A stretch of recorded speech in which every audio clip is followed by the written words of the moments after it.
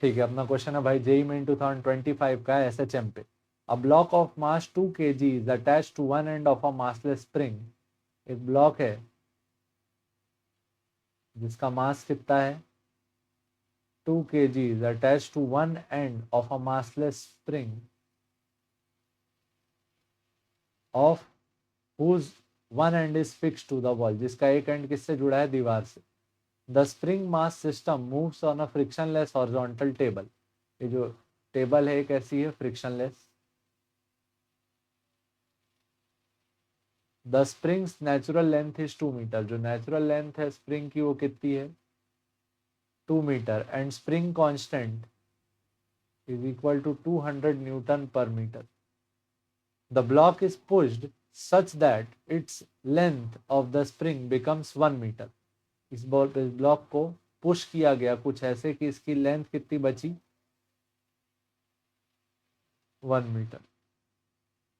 मतलब यहाँ कितना डेल्टा एक्स आया, डेल्टा एक्स का वैल्यू 1 मीटर, 1 मीटर इसको कंप्रेस कर दिया गया। ठीक है।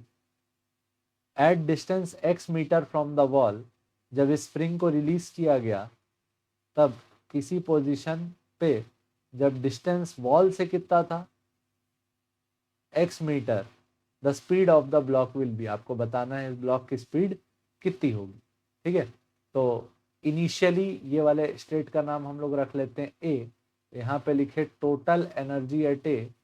टोटल एनर्जी एट ए क्या हो जाएगा potential energy at A plus kinetic energy at ए।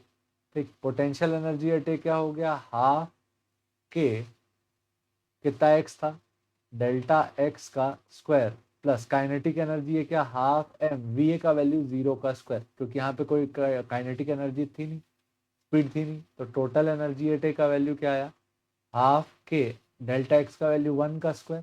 तो टोटल एनर्जी एट ए कितना आ गया हाफ के 1 का स्क्वायर। ठीक। अच्छा, नेचुरल लेंथ में टोटल लेंथ कितनी थी 2 मीटर। कितनी लेंथ थी 2 मीटर। तो यहाँ पे जो डेल्टा एक्स आया, यहाँ पे का डेल्टा एक्स का वैल्यू होगा 2 माइनस एक्स। क्या रहेगा 2 माइनस एक्स। अब यहाँ पे टोटल एनर्जी लिखेंगे। Total energy at B equal to potential energy at B plus kinetic energy at B.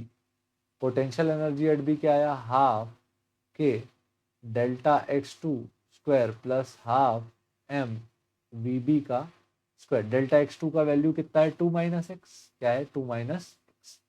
तो टोटल एनर्जी एट बी का जो वैल्यू है वो क्या है हाफ के 2 माइनस एक्स का square plus half m v B का स्क्वायर। ठीक।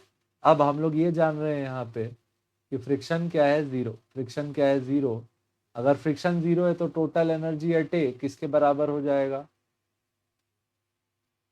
टोटल एनर्जी एट बी के। टोटल एनर्जी एट ए कितना है हाफ के 1 का square equal to total energy at B कितना है हाफ के 2 माइनस एक्स का square plus half m v B का स्क्वायर।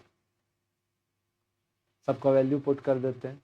हाफ के का वैल्यू 200 इक्वल टू हाफ के का वैल्यू 200 2 माइनस एक्स का स्क्वायर प्लस हाफ एम का वैल्यू कितना था 2 kg इंटू वी बी का स्क्वायर।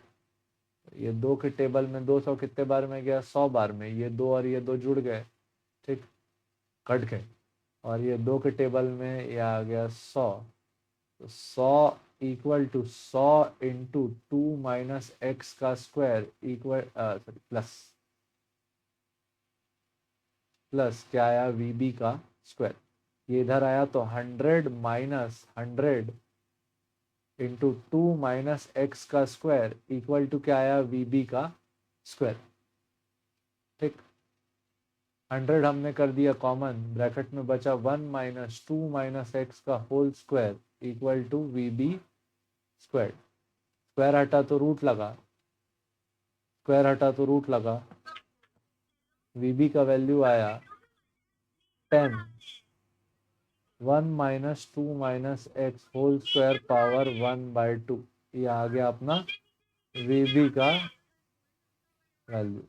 वी बी का वैल्यू क्या आया 10 इंटू 1 माइनस 2 माइनस एक्स का होल स्क्वायर पावर 1/2 मीटर पर सेकेंड। कौन सा ऑप्शन लगा भाई?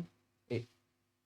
ठीक, कॉन्सेप्ट क्या था? Energy conservation. ठीक है, होपफुली समझ में आया होगा। देखने के लिए धन्यवाद। जय हिंद।